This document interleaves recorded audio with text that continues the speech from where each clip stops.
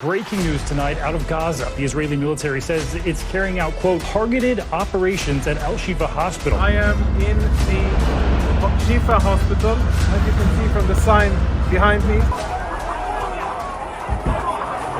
नाजरीन, आखिरकार वही हुआ जिसका डर था। इसराइल ने हर उस जगह पर कब्जा कर लिया जहां हमास के कारिंदे हो सकते हैं या किसी तरह फलस्तीनी हुकूमत कायम थी। सबसे पहले इसराइली फौज गजा के सबसे बड़े अस्पताल में दाखिल हुई। उन्होंने उसके कमरों में और बेसमेंट की तलाशी भी ली। खबर रसां इदारे रॉयटर्स के मुताबिक बुध को इसराइल ने कहा कि अस्पताल में दाखिल होने से कबल उसके दाखिली दरवाजों पर शदीद झड़पें भी हुई। गजा का अल-शिफा अस्पताल इसराइली फोर्सेज की कार्रवाइयों का मरकजी हदफ बना हुआ है, क्योंकि इसराइल का दावा है कि इस इमारत में हमास का हेडक्वार्टर है और उसके नीचे उनकी सुरंगें हैं। लेकिन हमास ने इसराइली फौज के इस दावे को मुस्तरद किया।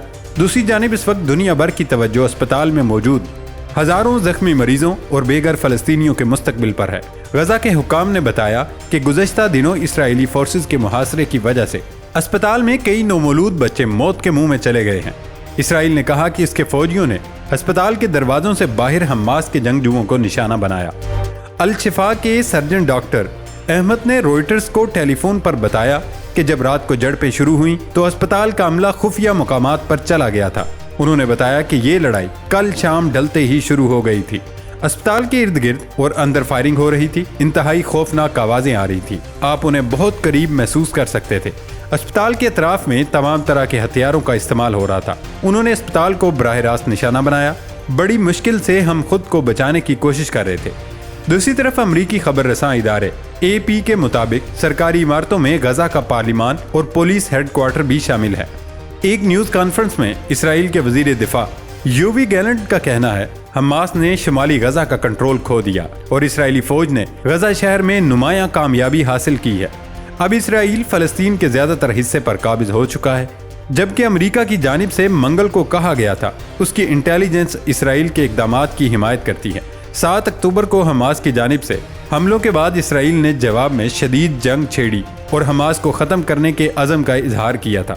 अब अफसोस के साथ कहना पड़ रहा है इसराइल इसके बहुत करीब आ गया। इन्हीं वाक़यात पर दूसरी जानिब हमास का कहना है 650 मरीजों के अलावा 5 से 7 हज़ार तक आम शहरी इसराइली फौज की मुसलसल फायरिंग के बायस अस्पताल में फंसे हुए हैं।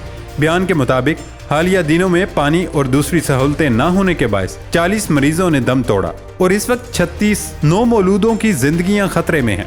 दोस्तों, इसराइल इस वक्त फलस्तीन पर मुकम्मल कब्जे की पोजीशन में आ गया। अब वो सिर्फ अपने अहलकारों की लाशें जमा कर रहा है, जिसके बाद वो इन इलाकों पर बमबारी का भी इरादा रखता है। इसराइली फौजी अहलकार अपने साथियों की लाशें निकालने के लिए भी एक नया तरीका अपना रही है। इन मुकामात से लाशें निकालने में मदद देने के लिए शिकारी परिंदों का इस्तेमाल किया जा रहा है। ये वो इलाके हैं जहां हमास ने 7 अक्टूबर को खुफिया हमले करके कत्ल किया था। इसराइल की नेचर एंड पार्क्स अथॉरिटी के ओहदेदार GPS ट्रैकिंग डिवाइसेस का इस्तेमाल करते हुए कई परिंदों की नकल मकानी के रुझान का सुराग लगा रहे हैं और उनकी मदद से लाशें निकाली जा रही हैं। गुज़श्ता माह 23 अक्टूबर को उनकी मदद तलब किए जाने के बाद उनकी जानिब से इसराइली फौज को फराहम करदा डाटा की मदद से 4 अफराद की लाशों को तलाश करने में मदद मिली।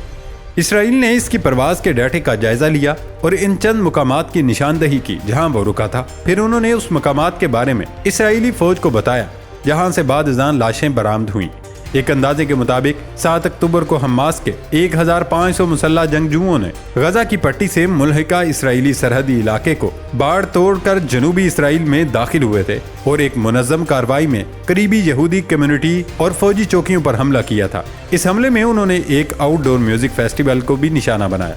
इस हमले में 1200 इसराइली शहरी हलाक हुए थे, जबकि 200 से ज्यादा अफराद को यरगमाल बनाया गया था, जिसके जवाब में गजा पर इसराइली हमले में अब तक 11,000 से ज्यादा अफराद हलाक हो चुके हैं, जिनमें 4400 बच्चे भी शामिल हैं। इसराइल के मुताबिक वो GPS ट्रैकिंग डिवाइसेस से परिंदे कहाँ रुकते हैं इसका पता लगाते हैं, जबकि ट्रैकर्स में वीडियो नहीं है। वो ये बता सकते हैं कि परिंदा किस तरह हरकत कर रहा है, ये किस बुलंदी पर है और दीगर डाटा पॉइंट्स जो मतलूबा इलाकों की निशानदही कर सकते हैं। इसके बाद वो सैटेलाइट इमेजरी के साथ इन मालूमात का जायजा लेते हैं। उनका कहना है कि इसकी कोशिश में मदद करना इसलिए अच्छा था क्योंकि मुतासरीन के अहले खाना के सवालों के जवाब मिल सकें। दूसरी तरफ नाजरीन, अमेरिका की इसराइल के साथ मिली भगत अब खुलकर सामने आ चुकी है। अमेरिकी जरीदे ब्लूमबर्ग ने अपनी रिपोर्ट में इंकशाफ किया, अमेरिका खामोशी से इसराइल को हथियारों की मुंतकिली बढ़ा रहा है। غیر ملکی میڈیا کے مطابق بلومبرگ کی رپورٹ میں بتایا گیا کہ پینٹاگون کو دی گئی درخواست میں اپاچی گن شپ بیڑے کے لیے مزید لیزر گائیڈڈ میزائل شامل ہیں۔ رپورٹ کے مطابق 155 mm گولے، نائٹ ویژن ڈیوائسز، بنکر بسٹر گولہ بارود اور فوجی گاڑیاں بھی درخواست میں شامل ہیں۔ اس کے علاوہ امریکی محکمہ دفاع امریکہ اور یورپ کے ذخائر سے ان ہتھیاروں کو دستیاب کرانے کے لیے کام کر رہا ہے۔ رپورٹ کے مطابق امریکہ اسرائیل کو ہر سال 3.8 ارب ڈالر کی فوجی امداد فراہم کرتا ہے، جو اس بات کا کھلا ثبوت ہے۔ امریکہ ویسے تو جنگ بندی کرنے اور فلسطین کے ساتھ اظہار ہمدردی کرنے میں سب سے آگے رہتا ہے، لیکن پیٹھ پیچھے وہی سب کچھ کروا رہا ہے۔ ناظرین، اب کچھ انڈیا کے حوالے سے بھی آپ کو بتا دیں، کیونکہ انڈین فوجی کے حوالے سے انتہائی تشویشناک خبریں سامنے آ رہی ہیں۔ فوجی اہلکار ہر گزرتے دن کے ساتھ خودکشیاں کر رہے ہیں۔ خبر کچھ یوں کہ جموں کشمیر میں قابض بھارتی فوج میں خودکشی کے بڑھتے ہوئے واقعات سے لگتا ہے بھارتی فوج کے حوصلے پست ہو گئے۔ معصوم کشمیریوں کے خلاف مظالم کے نتیجے میں پیدا ہونے والا گہرا جرم بھارتی فوجیوں کی نفسیات پر ان منٹ نقوش چھوڑتا دکھائی دیتا ہے، کیونکہ بھارتی فوجیوں میں خودکشی کا رجحان بڑھتا جا رہا ہے۔ کشمیر میڈیا سروس کی رپورٹ میں اس رجحان کی نشاندہی کی گئی ہے۔ مقبوضہ جموں کشمیر میں بھارتی فوجیوں کی خودکشی کے واقعات میں اضافہ ہوا۔ مقبوضہ جموں کشمیر میں جنوری 2007 سے اب تک 586 بھارتی فوجیوں نے خودکشی کی۔ رپورٹ میں بتایا مقبوضہ وادی میں قابض بھارتی فوج کے اہلکار ذہنی بیماریوں کا شکار ہو رہے ہیں۔ کشمیری عوام کے غیر متزلزل جذبہ آزادی نے بھارتی فوجیوں کو ذہنی مریض بنا دیا۔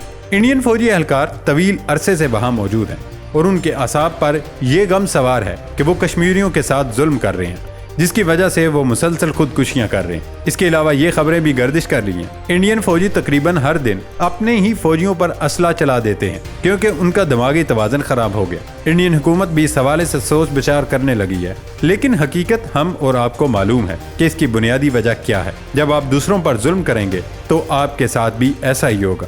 دوسری طرف فیٹف نے بھارت میں غیر قانونی کارروائیوں کی تفتیش کے لیے ٹیم بھی بھیج دی ہے اور اپنی رپورٹ میں بتایا بھارت منی لانڈرنگ، اسلحہ کی غیر قانونی تجارت کا مرکز بنا ہوا ہے۔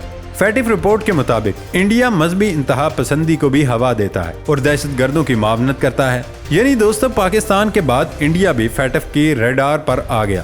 فیٹف رپورٹ کے مطابق بھارت کئی دہائیوں سے بین الاقوامی منی لانڈرنگ اور مختلف اشیاء خصوصاً ہتھیاروں اور گولہ بارود کی غیر قانونی تجارت کے مرکز کے طور پر کام کرتا رہا اور اس سے ہونے والے منافع کو ملک بھر میں مسلمانوں کے خلاف استعمال کیا جا رہا ہے۔ رپورٹ کے مطابق بھارت میں منی لانڈرنگ 674.9 بلین ڈالر تک بڑھ گئی۔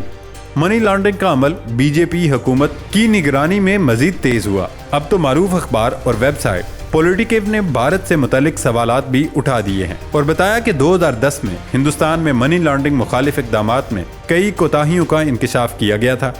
Stock home international peace research institute کے مطابق بھارت 2002 کے بعد سے اب تک دنیا کا سب سے بڑا ہتھیار درآمد کرنے والا ملک ہے اور عالمی ہتھیاروں کی 11% درآمد کرتا ہے، جن میں بالخصوص روس، امریکہ، یورپی یونین اور اسرائیل شامل ہیں۔ نومبر 2023 میں بھارت کی اس منی لانڈرنگ اور ٹی ٹی پی جیسے بین الاقوامی دہشت گردی کی فنڈنگ کے ساتھ روابط برقرار رکھنے کے لیے جانچ کی جائے گی۔ رپورٹ میں بتایا گیا کہ بھارتی حکومت سرکاری طور پر دہشت گرد تنظیموں جیسے RSS بجرنگ دل اور وشو ہندو پریشد کی سرپرستی کرتی ہے۔ ہندوستانی ریئل اسٹیٹ کے کاروبار کو بھی پوری دنیا میں دہشت گردی کی مالی معاونت کے لیے استعمال کیا جاتا ہے۔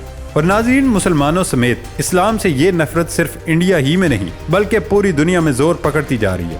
ایک کینیڈین انتہا پسند شخص نے بھی مسلمانوں سے نفرت کی بنا پر پاکستانی خاندان پر گاڑی چڑھا دی۔ میڈیا رپورٹ کے مطابق ایک کیس میں استغاثہ کی جانب سے منگل کو اختتامی دلائل میں کہا ایک کینیڈین شخص نے مسلمانوں کو مارنے کا تعاقب کر رہا تھا اور اس نے اپنے ٹرک سے شام کے وقت ایک خاندان کے افراد پر گاڑی چڑھا دی۔ نیتھینیل ویلٹ نامی شخص جس کی عمر ابھی 22 سال ہے، اس کیس میں پہلی بار قتل کا اعتراف کرنے پر ملزم کے وکیل نے کہا اسے کم سے کم سزا ملنی چاہیے کیونکہ ملزم نے خود بتایا ہے کہ اس نے مسلمان ہونے کی بنا پر ان کو قتل کیا۔ دوستو، 2017 میں کیوبیک سٹی کی ایک مسجد میں فائرنگ کے واقعے کے بعد سے یہ کینیڈا میں سب سے مہلک مسلم مخالف حملہ تھا جس میں 6 افراد ہلاک ہوئے تھے۔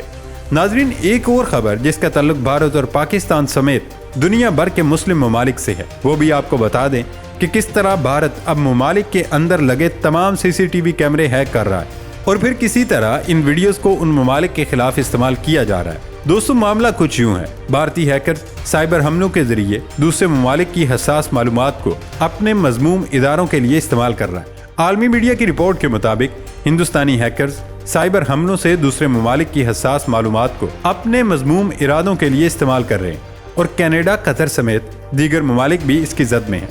एक रिपोर्ट के मुताबिक इन्हीं हैकर्स ने पाकिस्तानी पुलिस के दफ्तरों की सीसीटीवी कैमरे भी हैक कर लिए, जहां वो पुलिस की तमाम कार्रवाइयों और नकलो हरकत पर नजर रखते हैं। भारतीय हैकर्स मुख्तलिफ ममालिक पर जासूसी और दहशतगर्द साइबर हमलों में मुलव्विस हैं। हैकर्स साइबर हमले से इन ममालिक की हसास मालूमात अपने इस्तेमाल में लाते हैं।